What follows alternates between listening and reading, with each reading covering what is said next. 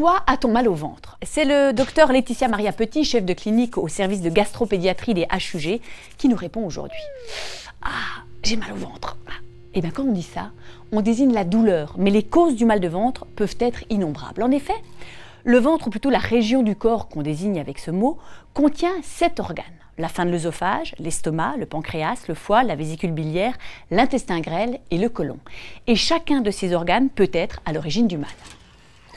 Quand on est enfant, la plupart du temps, les douleurs abdominales sont causées par un problème de transit trop rapide ou trop lent. On a des spasmes, des ballonnements. Pourquoi ?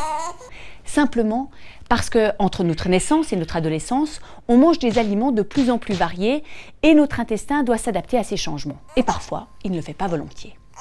Quand on va voir un médecin pour des douleurs au ventre, il va palper la zone. Un ventre dur est d'ailleurs inquiétant. Et pour mieux comprendre ce qui ne va pas, il peut faire une prise de sang ou une échographie qui permet de voir l'intérieur. Plus rarement, il va regarder à l'intérieur de l'estomac ou de l'intestin avec une mini-caméra. À ce moment-là, on est endormi par anesthésie générale. Mais un autre mal est courant, c'est l'appendicite. Dans ce cas, la douleur est au-dessus de la hanche droite et on a de la fièvre.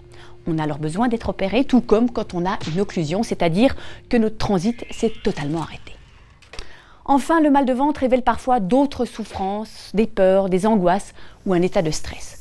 Un simple cauchemar suffit parfois à déclencher la douleur. Et dans ce cas-là, un psychologue peut aider à se soigner. Ma grand-mère disait « un estomac vide est mauvais conseiller ». Alors finis-moi ce chou-fleur.